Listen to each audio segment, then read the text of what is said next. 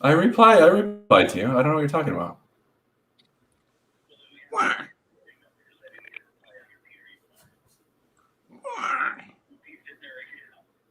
We're live. Yeah. What's that? Yeah, it's just me sitting here live, waiting for you. Are you not coming for real?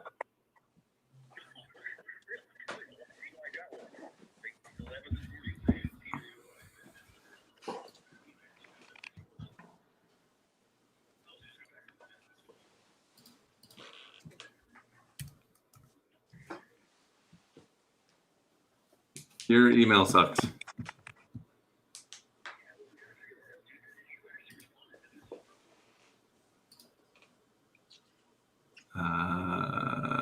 Yeah, I replied. You're in there. It says Travis canceled, but we can try to find somebody new. Pete, you alive? Yeah. Where was?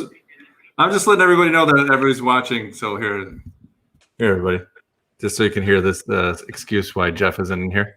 What was it again? Did Pete only respond to you then? Hey, can you just do your patented? Oh, this is all I need you for. Can you say your normal?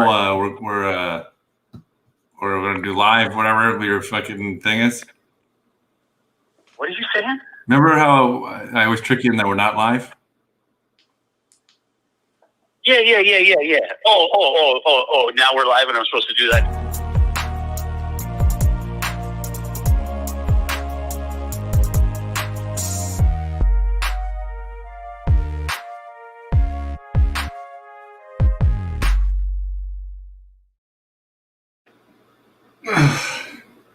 Sorry, I'm just working out because Jeff missed.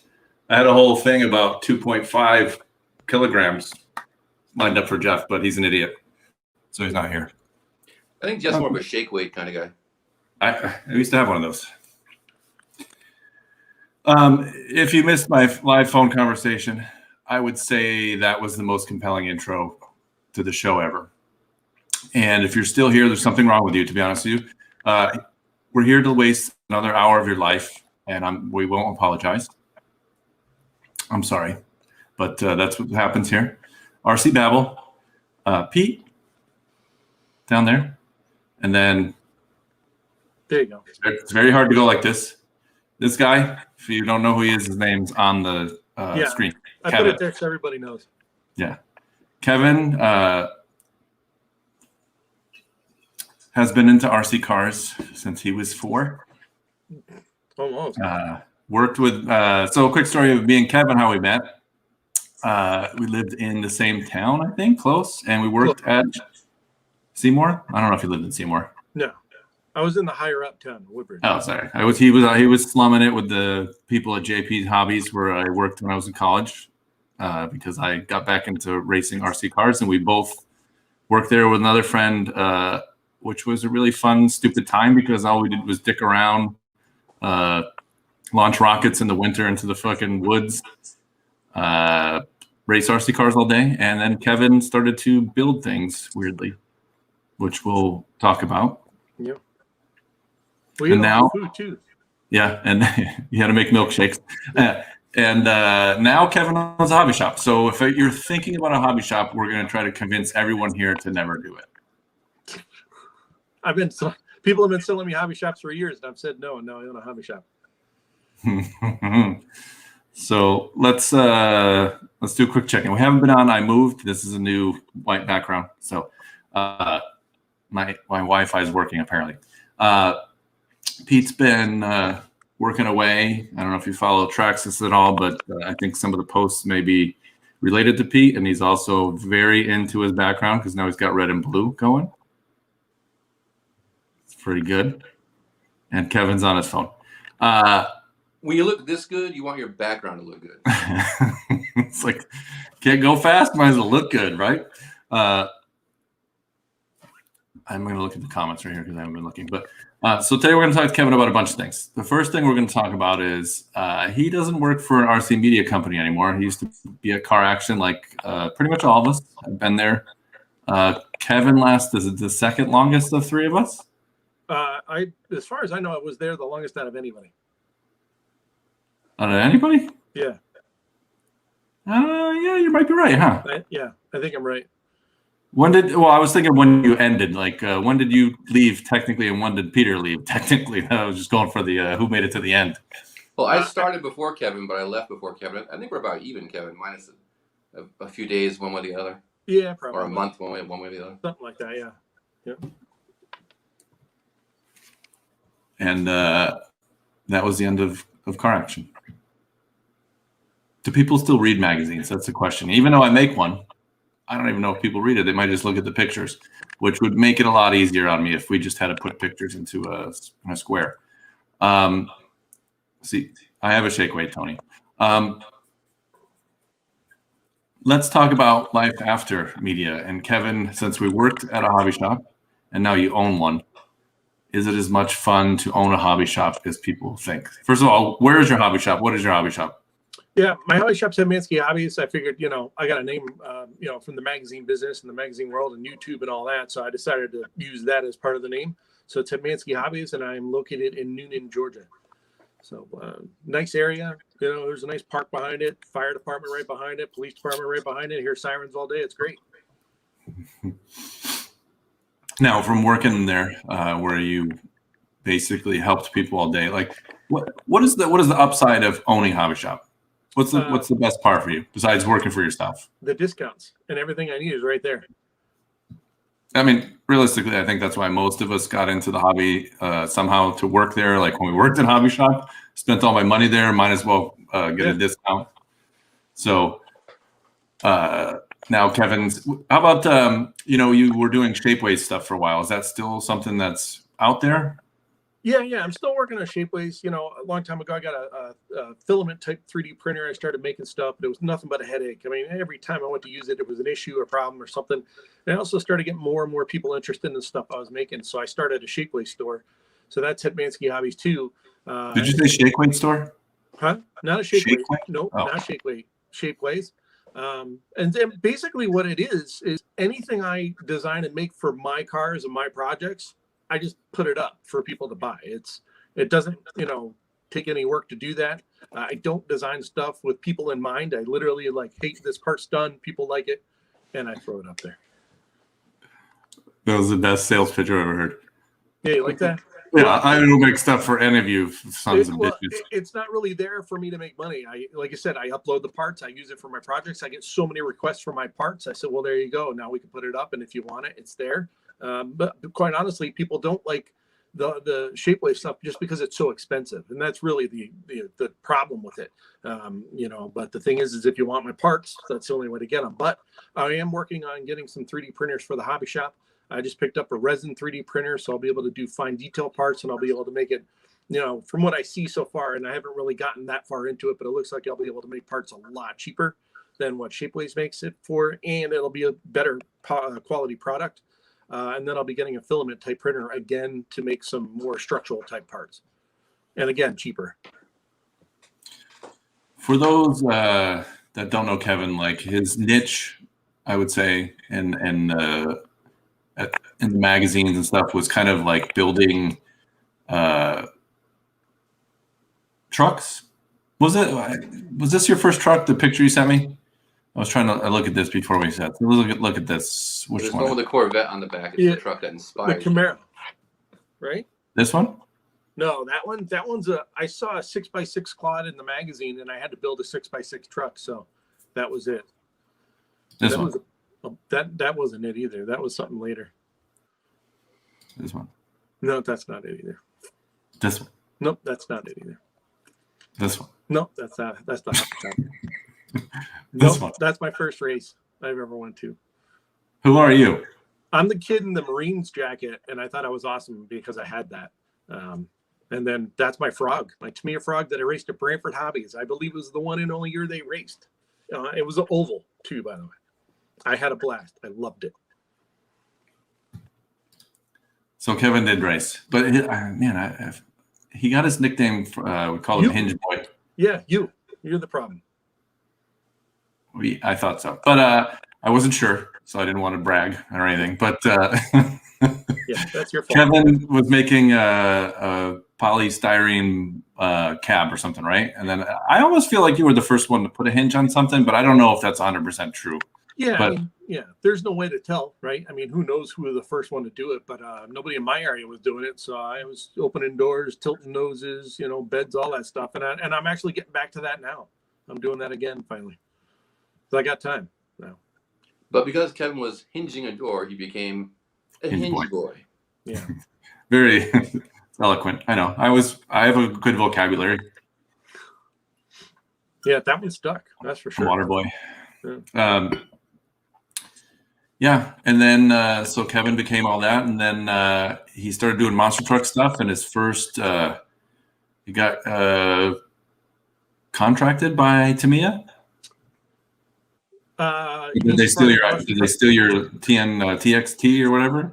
Yeah, well, basically they heard about I took a Tamiya Juggernaut 2 and turned it into what the TXT1 basically became.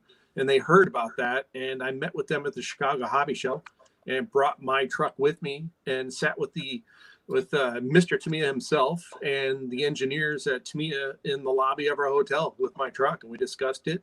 I shipped it to them, so the truck made its way over to Tamiya in Japan, and then next thing you know, a TXT1 came out of it. And then, fast forward to today. I only saw this because you posted it, but what was your involvement in the making fun of? They're making fun of Adam. I don't know if you saw that they posted the picture of Drake and called him Richard Saxton on. Dirt Nitro Challenge race recently. Yeah. The new Losi monster truck, the most original name on the planet. It's like Hinge Boy for monster trucks. Hey, I didn't name it. Don't call me. So, technically, it's the Losi monster truck. Yeah, LLMT. Yeah. The Horizon Hobby by Losi Hobby large monster truck or whatever. What did you do with that? What part of that was you?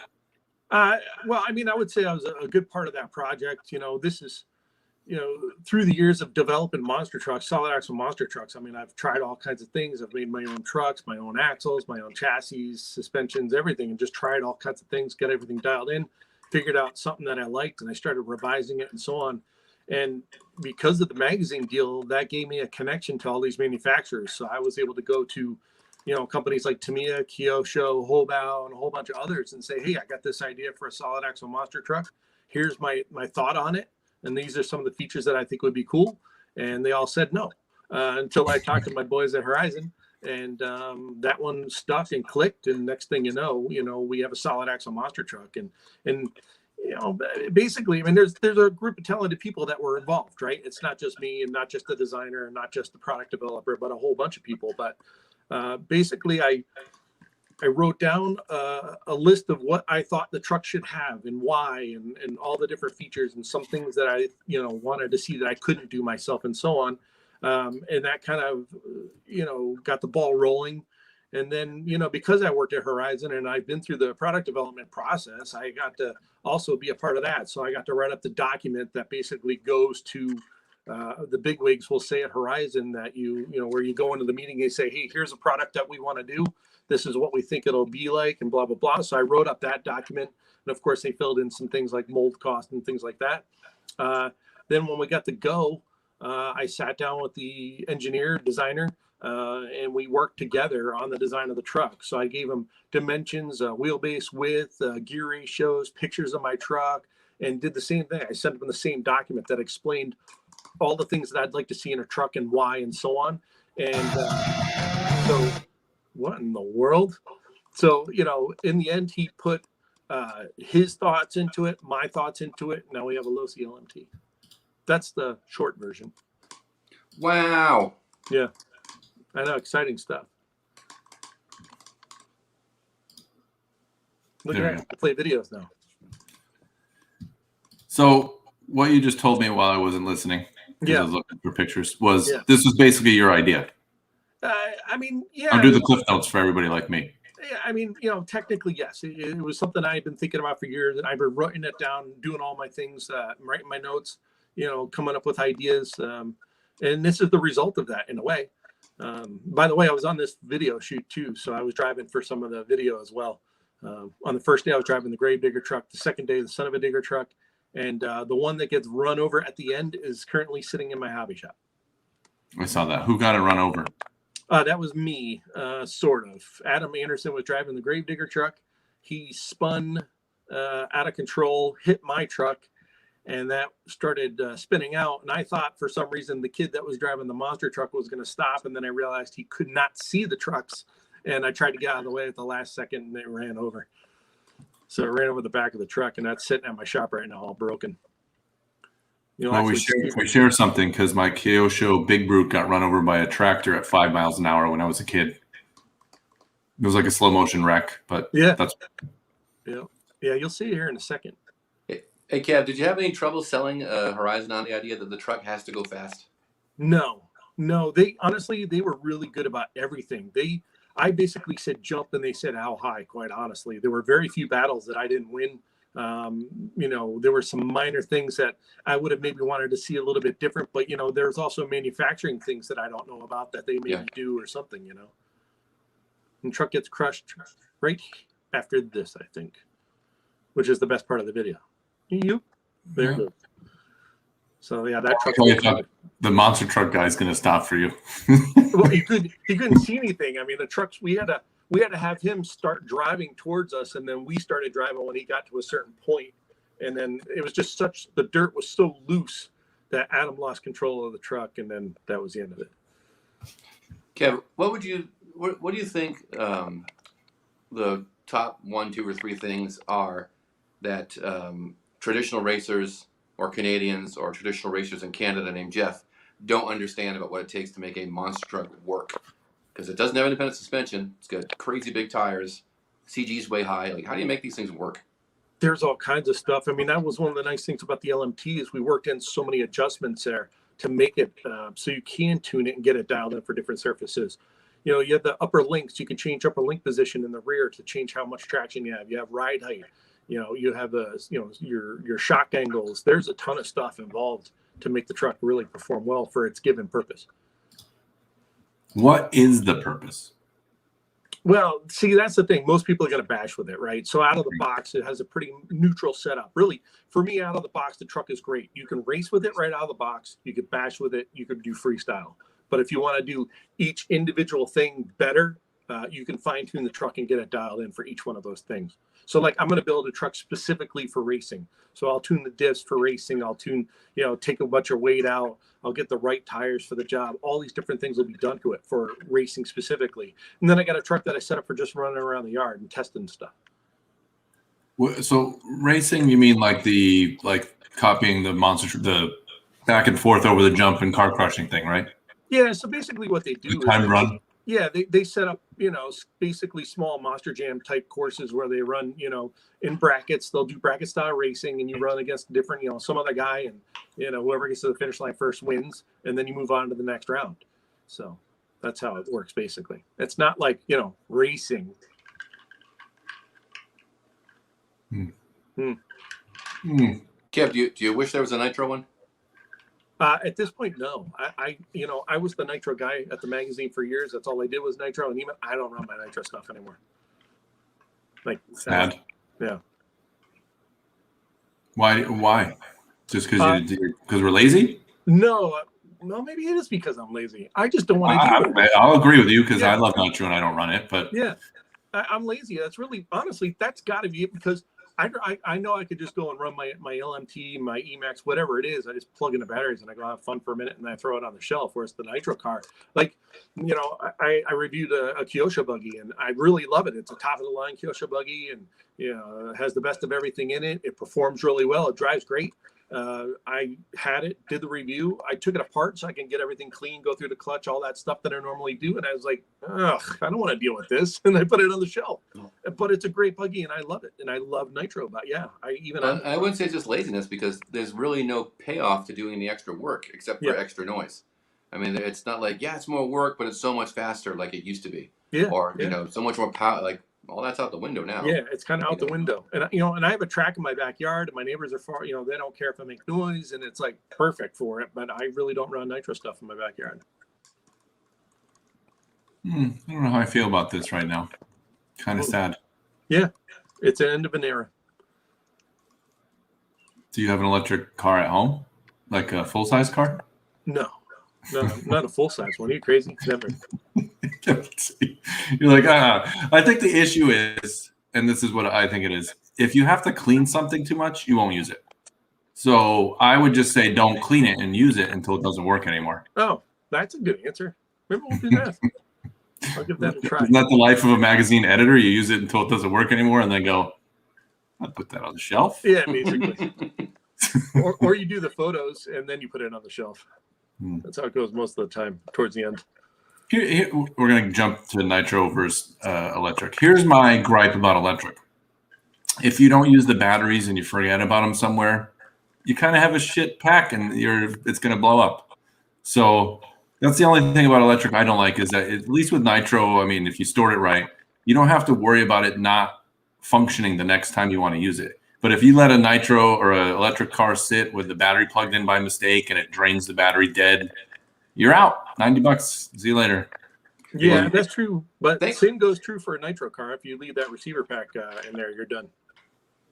Well, or you leave fuel in the engine and it gets rusty and stuff. Yeah, but if you put the nitro away correctly, it's not gonna.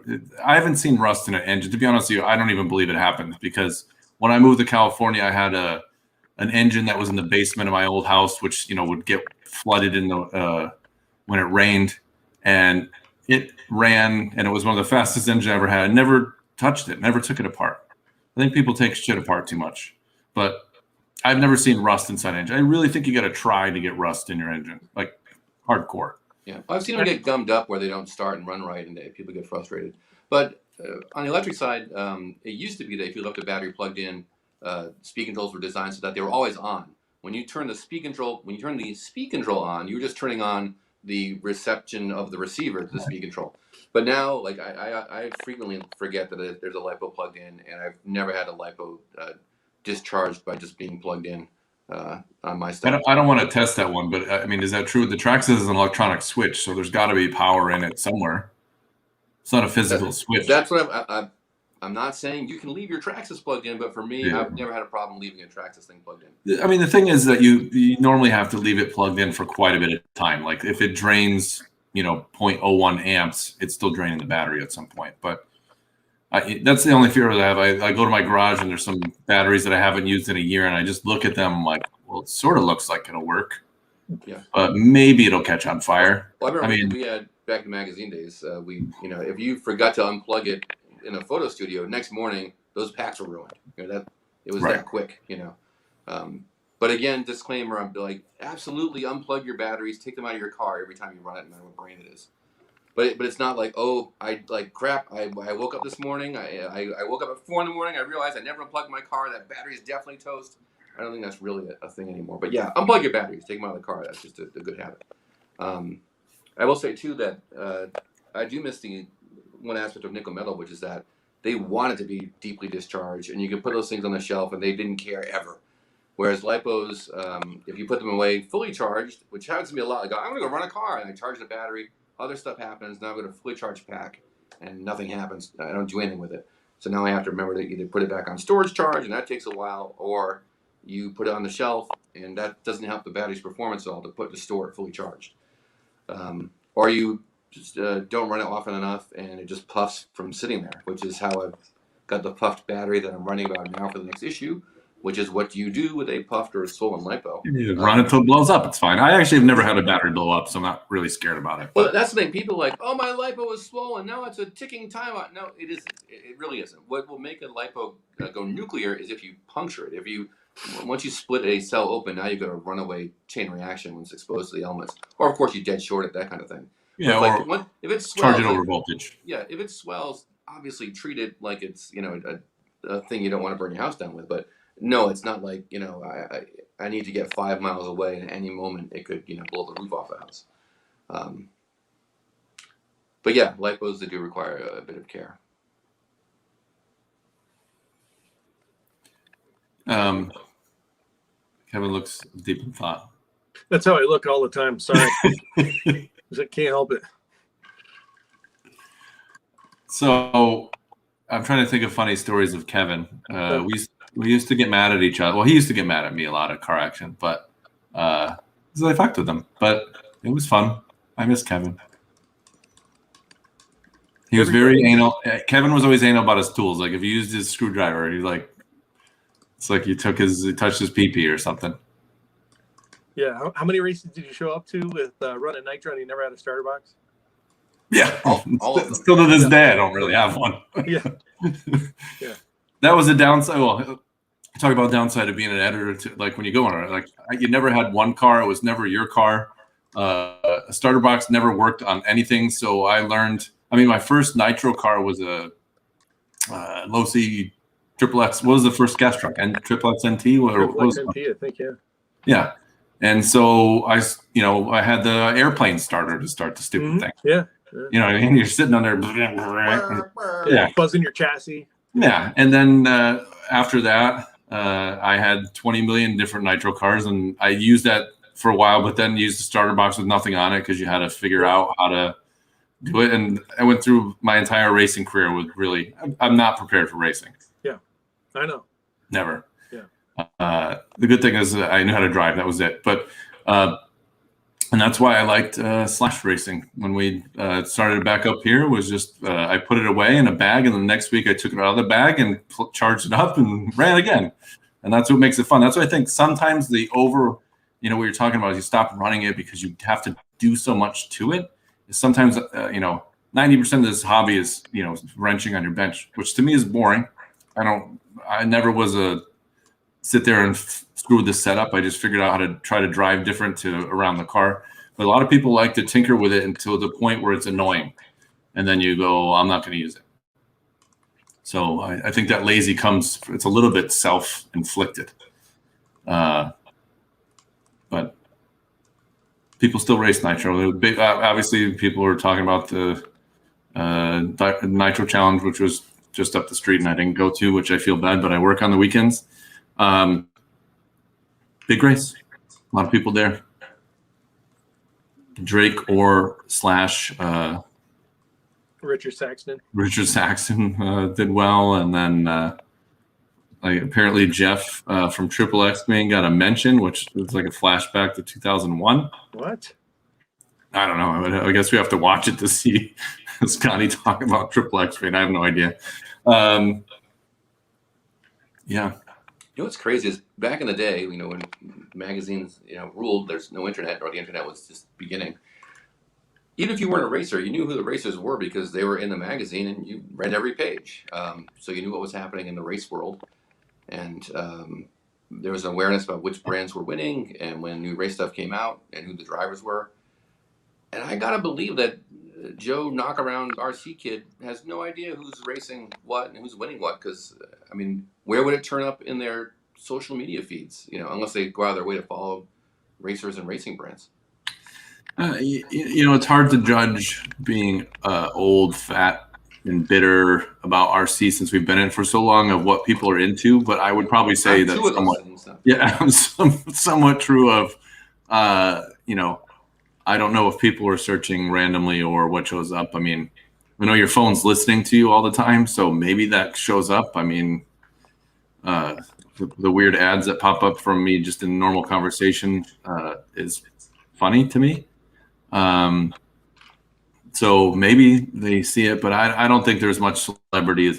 I bought motorcycle parts from almost a world champion that I sort of never heard of. Wienermont. Was he a flat tracker or was he like a motorcycle? No, he raced for Mugen and Team Associated. You said motorcycle parts. I thought it was a motorcycle racer. Yes. No. Yeah. And never heard of him. Except when I pulled up to his parents' shop and they installed shocks on my bike.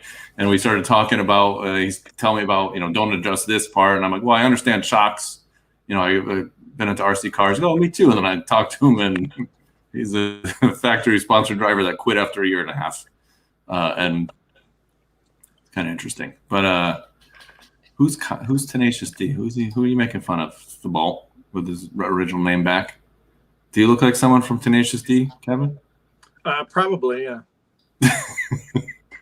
Whatever. Yeah. I look like KG. everybody. Kyle Gass. Yeah, I'm losing weight, so that'll be gone. We won't have that problem anymore. You're working out with 2.5 pounds, like I was Yeah. throwing them up. Yep. I don't know if You look, Kev. You look thinner. The picture of you with the dude from with the cat monster truck. Looked a little heavier back then. Yeah, that was my peak. Oh yeah. That was. I had a bit of a weight problem. what you would call a weight. A little bit of a weight problem. Hey, whatever. It is what it is. What are you gonna do? I hope you appreciate it. I photoshopped the Hetmanski Hobbies logo onto your shirt. Yeah, it looked good. Yeah, it was before I YouTube made video. shirts. Yeah, Facebook thumbnail. it's pretty awesome. Did I miss that one, or is that here? Yeah, I got rid of the car action. I put a Oh, that was on the thumbnail. Yeah. I saw it. I did see it. So let's go back to Kevin's hobby shop, because that's what we're here to talk about.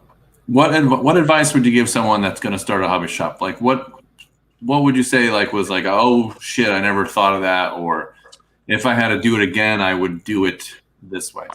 Honestly, nothing. There's nothing that I would.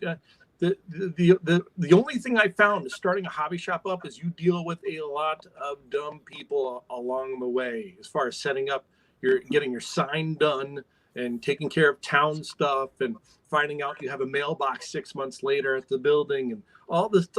The electricians that come and take sodas out of your fridge for no reason and leave the doors unlocked when they leave. The dumb people that you have to deal with to set everything up. Just be prepared. That's all I got to say. Other than that, it's easy. Electricians, if 20-year-old or 21-year-old Derek would give those electricians, don't touch Kevin's stuff. He gets really don't touch mad. my stuff, man. Yeah.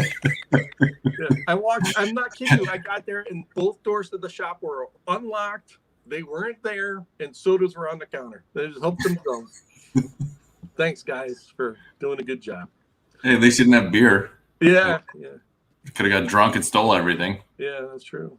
That's true. But yeah, honestly, the hobby shop part is quite.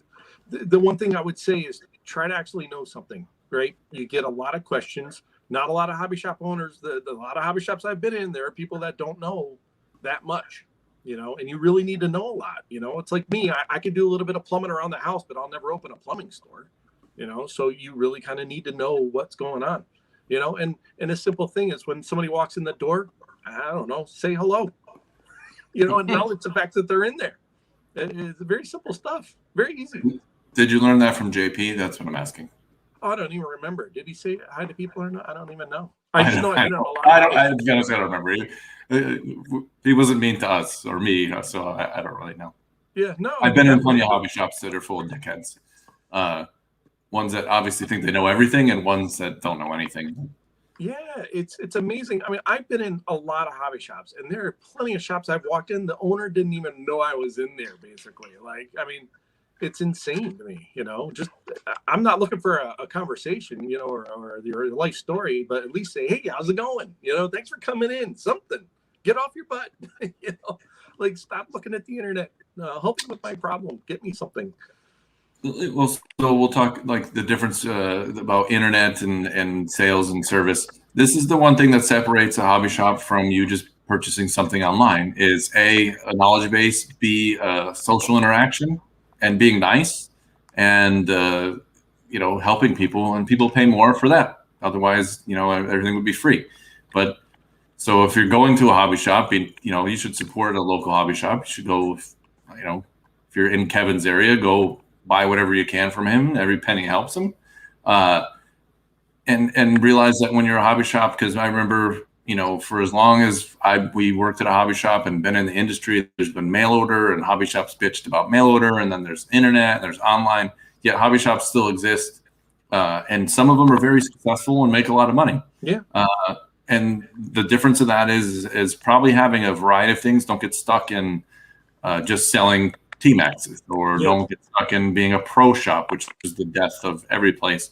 Try to diversify. Have some kites, some dolls, some paints, all that crap that somebody may want that makes the place more interesting. I mean, we have a hobby town by us, and it's pretty awesome to go to be honest with you. It's full of RC stuff and full of everything else, which I never was near. I think we had a hobby town back in Connecticut. Wasn't there one there? Isn't that where Greg worked? Yeah. I can't remember ever going to it. I just went to the other places like RC Madness and stuff like that. But and then JP's obviously had a variety of stuff in varying sizes. You got to do that stuff, and that service is where you're going to be, valuable. I remember, somebody coming in and they'll be like, "Well, I can buy it $20 online." Well, the online they're not going to help you when you have a problem, and if you're going to do it free, I'm going to show you how to do it for free. But if you don't buy the car here, I have to charge you because that's what we're in business for. Yeah. Well, for a lot of people, first of all, if you have a good hobby store, it's going to be competitive with online, where you don't feel like a jerk because you spend so much more at the hobby store. But for a lot of people, they just want it now. Even if you get it the next day from Amazon, that's the next day. And not everyone has a place where they can just know that when they get home from work, the thing they ordered will still be sitting wherever they can collect it, as opposed to being in someone else's car halfway across town because they just snatched it off their porch or whatever. So for sure, not everyone just buys online, especially if the hobby store is competitive. And I think all the really successful hobby stores, the one where the owner can afford to actually have a house in real life and a family and a car that's not 10 years old, they don't just sell hobby stuff. It's you look at a good hobby town, it's like a really great toy store. There's a very relatively small amount of square footage is devoted to the HO scale or HO scale parts you need for train sets and full on nitty gritty hobby stuff, and the rest of it is RTR RC cars and ready to fly airplanes and die cast models and like kind of the type of toys you'd see in a museum gift shop, like of astronauts and stuff that you don't see at Walmart or Target. They've got that rack of things by the register that are like $3 to $10. Rubber tentacles you put on your fingers. All that stuff is all high margin money makers. You can make Kevin, more money do you have selling all a that bunch of stuff? those toys than No. you do one RC car. No, I mean, look, I'm still new, right? I'm a new hobby shop. It takes a couple of years to get going, and that's what I'm working on. But what I'm doing for me right now is I focus on what I know, and I know really well, and I'm able to help you with. And again, you can go online and buy something and get it shipped to you and all that, but an online store isn't going to solder a battery for you. An online store is not going to tell you how to tune an engine. An online store is not going to help you paint a body. Online store is not going to help you do a lot of the things that I can do for you as a hobby shop owner and one with experience. So going into a hobby shop is a really good thing, just as far as the hobby goes and being, helped. Online store can't really do much. Yeah, that RC is a tough hobby to penetrate. I mean, there's so much lingo and stuff to learn if you really want to make sure you're getting the right thing and all that stuff. So yeah, if I were to get into any other new hobby right now and I spent an hour learning about it from a guy and I can buy the thing from him for $400 right now, or I can get it online for $350, I'm not going to be like, cool, buy and order it online. I'm going to buy it from him. The dude helped me out, So yeah, for sure, service is everything, I think, for a hobby store. And Kevin doesn't sell pickle fingers. No, not yet. Soon. Or pogs. Yeah. I want to get, what is it? What are those things? I can't think of the name. What are you going to do? I'll figure it out later. He wants to sell those things. Yeah, I do want to sell them. I just don't know. When was the last time you guys were in or saw a full-on old school hobby store where it's like, one step above adult bookstore in terms of presentation? Ancient inventory on the shelves, old man who does not say hello and kind of hates you for being in his store behind the counter. Yeah, I've been one recently. Yeah, I've got one near me. I didn't realize it existed. I needed a thing. I needed it right away. I called the place they had. I went in there like, wow, I went back to 1993. Like when I walked through the door, it was crazy. Yeah, I'm trying to think of what's around here. I mean, I don't want to be dicks to the hobby shops around here, but there's only any names. But well, I mean, it's I know what you're talking about because it's sort of like I would say JP's Hobbies was like kind of that like look where it was not a retail store, but it looks like you're in someone's organized toy room. Yeah. I don't know. Do you think JP's was professional looking, Kevin, at the time? I'm not trying to knock it, because it didn't bother me. No, it didn't bother me at all. I loved it. I used to get on there and hang out for no reason at all. Right. Yeah. And then RC Madness was, a place I raced and I really like, and they're still in business, but it was like a shithole. We were under Not organized. No. Yeah. And then right now, Revelation with Garen, it's like a garage in there. Like it seems like everybody that is into RC doesn't throw anything away. And it's like, well, here's some parts and screws and a bunch of stuff that will never ever be touched again. So I mean, I think that attracts our hobby attracts that kind of personality a little bit. I'll save this forever, Well, I mean, a fixture of a lot of hobby stores, is that big bin of stuff that's like 10 or 15 years old. It's transmission cases for the LST, and just ancient stuff for $1, and the original price tag for $23.50 is still on there. And you just they're probably worth something now. Yeah. All the stuff that nobody can get, especially all the, I'm not going to, Todd's still here, pick on Horizon, but they seem to discontinue everything pretty quick. So a lot of that stuff, is gone forever. And now people that somehow bought 52 arms for, old cars have all this, 3 times as much as they used to be. I'm not really into collecting anything. For me, like being in the hobby so long and being at Extreme, our office looked like a shitty hobby store with a warehouse full of carcasses and things half together from being used for photos and that stuff. I never wanted any of that stuff in my house at that point because I just didn't want the mess. Even now I'm like thinking about where am I going to work on a car where I just do RTRs. Yeah, I still love having an RC car space, and it's behind me, and working on cars and stuff. But yeah, you don't need all that. Like, I don't want that stuff in my kitchen or my living room, and stuff all over the place. And I know part of the the thing of being a magazine editor is just you don't have time to build a car, review it, and then keep that car in any kind of condition. Like once you take it apart to get a picture of the transmission, it's never going back together again. That stuff's going in a bag. You're lucky if the stuff goes into a bag and then it just gets set aside. And every so often, if your publisher would do this, but for us, once in a while, Kevin and I would hear this, why don't we donate that stuff to poor kids? I'm like, well, first of all, I don't know what a poor kid's going to do with an RC car that costs $1 gazillion to put a battery into. But that, do you want me to spend a few hours putting this stuff back together so you can give it to someone? I mean, is that a good use of our time? Do you want? Because I'll do it. I mean, but we'll just put the issue back a month and we'll put cars back together. Is that what you would? Cool by you? Because as an editor, you don't care about the thing anymore. If you ever did, it's not like, oh man, I'm so pumped, for this 58th car. I want to make sure it stays pristine. There's always cars that you do get into, but most of them, it's just it's a tool that you need to do your job, which is reviewing RC cars or running how-tos or doing that stuff to get the content done. So yeah, it's just stuff. And that's true for anyone. Take any hobby you're into. I'm sure someone watching right now is super into target shooting, and they would just love to have a wall of the latest pistols and stuff. And there's a guy whose job is to review pistols and create video content, and he's sick of pistols. He can't wait to not look at pistols come 5 o'clock every day, even though he has been shooting for years and years and loves them. That was the best gun rant ever. What's that? That was the best gun rant. It's not a gun. I bet you we're. It's a hobby like any other. I have a guy at work that has 1 million guns, and he pets them and puts them under his Christmas tree. Yeah. Well, you can have a bunch of guns and be a nut, or you can have a bunch of guns and just be a guy who likes that hobby. I mean, there's no reason for anyone to have 10 RC cars, but you're not like, what a crazy guy's got 10 RC cars. That's already, you don't have to say that, it's implied.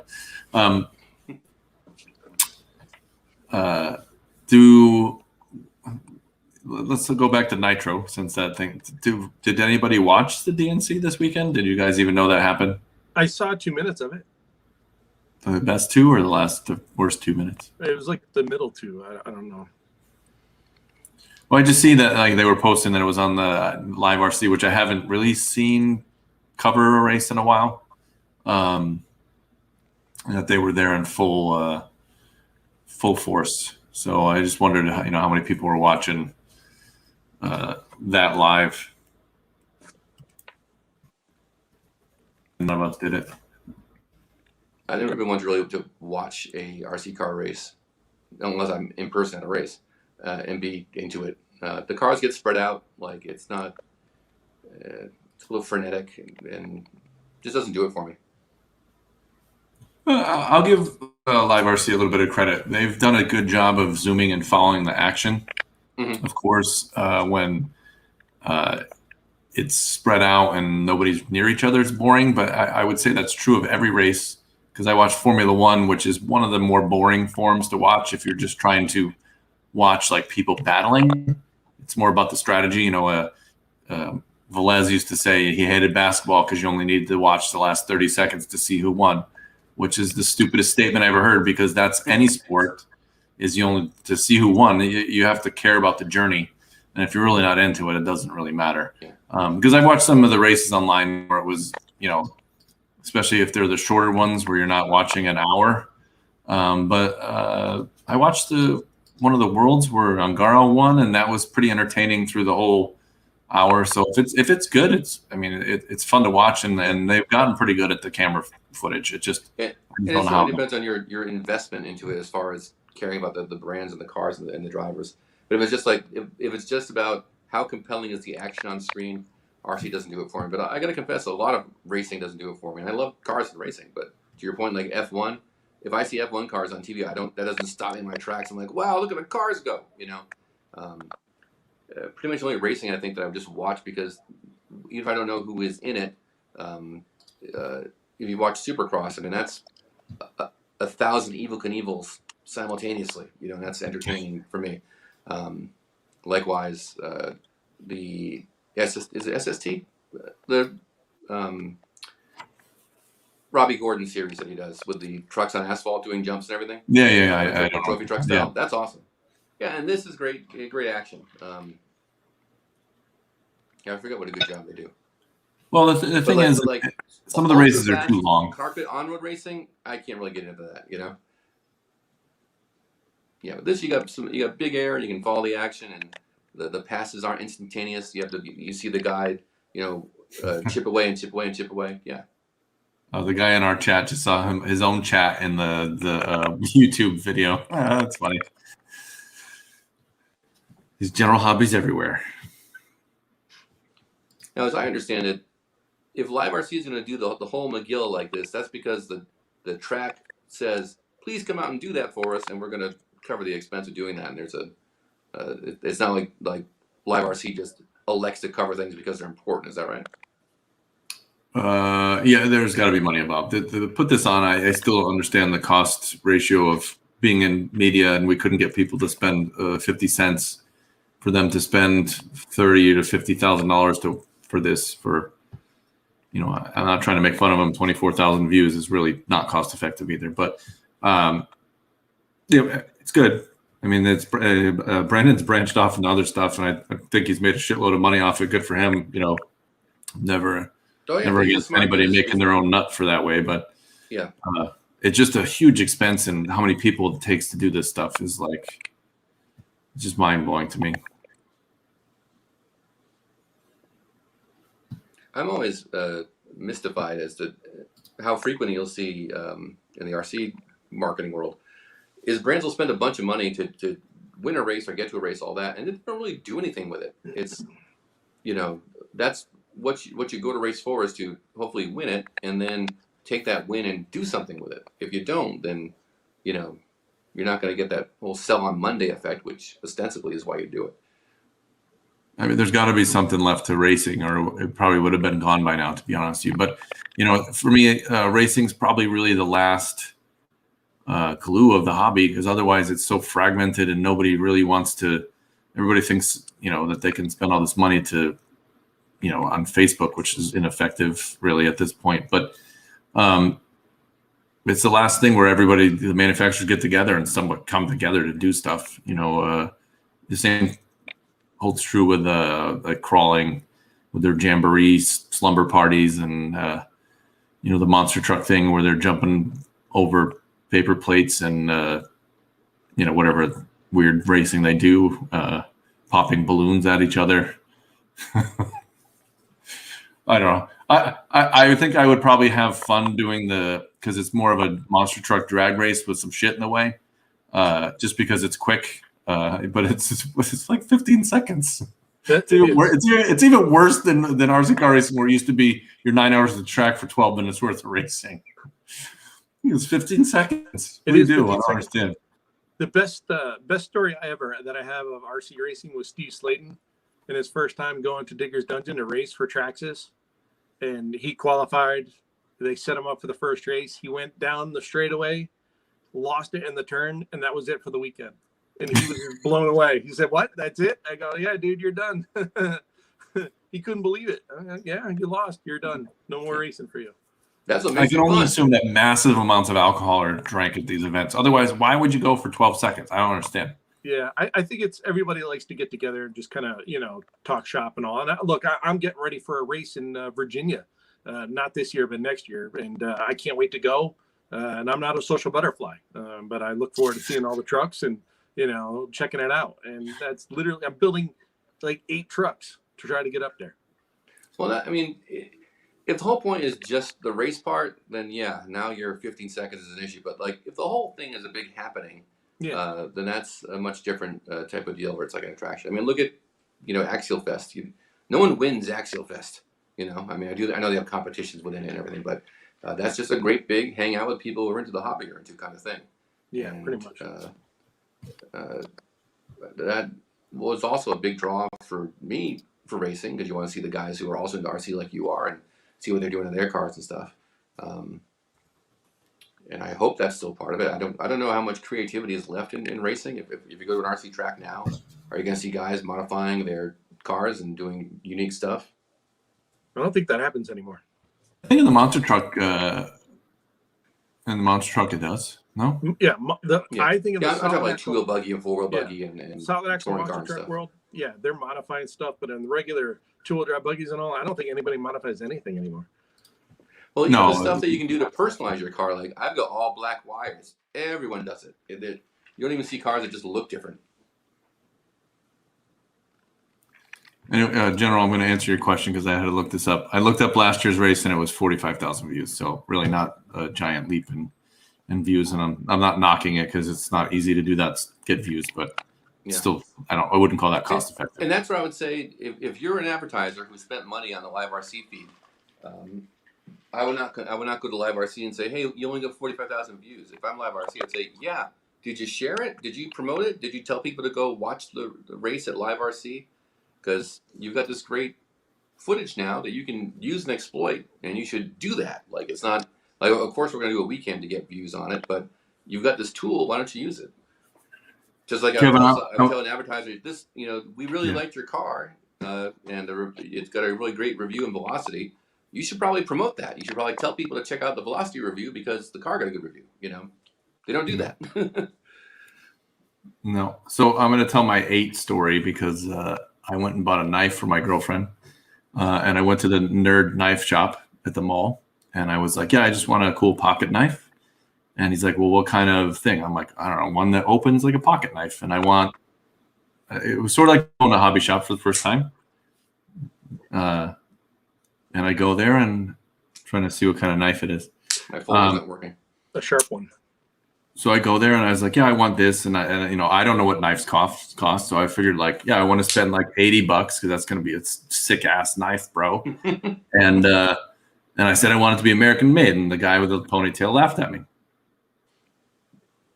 So then I was like, oh, okay. I was like, he goes back to what kind of knife do you want? Well, what do you have? I carry 8 knives on me. and he had 2 in every pocket. And my reply was, of course you do. So, and this is a sales, I'm in sales for a living. And this was a funny thing. I bumped myself. I spent $600 on 2 knives. I went in going to spend 80, but this asshole wouldn't even like try to recommend anything. I had to basically pry out of him what knife I wanted. And then, okay, I'll buy it after going in wanting to spend $80. So if you're into sales, just remember people pay for what they want. It's your lesson from today for me for sales. That's it. What kind of knife do you have, Pete? This bad boy has got a G10 handle. It opens with one hand, tempered blade, with a black oxide finish. This was $1 at Walmart. In the toy store. I also have a Kershaw Designs assisted opening knife, which is very nice. I found that one in a field, so that was a score for me. It sounds like it's a nice knife. I don't know knives still. I just have one. Knives are cool. I could be a knife guy. I could also be a high-power flashlight guy. Strangely enough, since we're talking about hobbies, I sort of want a high-power flashlight too. I miss my big Magnite with 4 double D batteries. I can crack someone over the head with. Dude, those are like nothing compared to what they have now with the crazy powerful LEDs and lithium batteries and tactical black anodized cool stuff. Yeah, flashlights are cool. Yeah, no, don't carry 8 knives. It's just listen to what somebody's saying and don't be afraid to try to sell something. And don't have a ponytail. Well, the guy at the knife store looked like is it the comic book guy from The Simpsons with the ponytail at one of the stores, something like that. That's who he reminded me of. It was a funny story. Worst knife ever. Yes, exactly. The comic book guy. This guy has a Kershaw knife, so apparently he found a good knife. Yeah. So Kevin, put some figure squids, some knives. Actually, knives wouldn't be bad to have at your hobby shop, to be honest with you. Kevin, But your store is exclusively RC right now, right? Yeah, right now, cars, trucks, and boats, just until I can get established and get things figured out, no, and I'll I start get it. looking into other stuff. But I'm actually looking into models. I get a lot of people coming in looking for model kits. And I that's part of the thing with my shop is I don't want to sell it to you if I can't help you with it, right? So model kits I'll be able to help people with, and with painting and all that stuff. And so we're looking into that. And airplanes, I'm kind of holding off right now just because of some of the regulations and stuff that they're looking at as far as with these drone deliveries and so on. So we're kind of holding back on the airplane side, and we'll get there. Sorry, I'm just laughing at everybody's making flashlight suggestions now. Flashlight, not flashlight. Careful. We're gonna wrap this up. We've wasted 57 minutes of everybody's lives. You're now dumber for listening to us. A simple no would have done. We may be back next week. We may not be. Our plan is to be. So just remember, we do make a magazine. You can buy it. It's very cheap. Pete tries to remind you when we talk about it a little bit. A big thing that we did reach, which I'll pretend that we waited for, we did pass finally 20,000 subscribers on YouTube, which took forever. My metrics tell me that only 10% of our subscribers watch, so that means 80% of you assholes. I really appreciate you not subscribing but watching. Is that a good pitch? That's like Kevin's pitch. I don't make anything for you guys. I don't make it. Yes. If you're watching right now, subscribe to the channel, but also subscribe to Velocity. It's $10, which is insane, and you get every back issue, which is bananas. It's 40 issues for $10, which is crazy. Yeah, and then we'll hopefully be finishing a new one in the next 2 weeks. He resembles those remarks, but anyway, if you're in the area, because I don't know if Kevin will ship anything to you, go talk to him. Make sure he says hi when you walk in, because if he doesn't, I say hi to everybody that walks we're gonna mother F him online. I want live video of somebody walking into Kevin's shop. I say hi to everybody. Swear. Don't touch his sodas. That's what we've learned, and don't try to use his screwdriver, because that's what you wanted to stab him for. Yeah. Or my starter box. It's a starter box, yeah. And then move the shim so it's not lined up anymore. That's it. And next week, if you didn't watch the intro, if you were wondering where Jeff was, it's now up for a YouTube Emmy nomination opening, because that's how amazingly interesting it was. Me on the phone with Jeff asking me where he was. And with that, trying to find the right thing to push here. Yeah.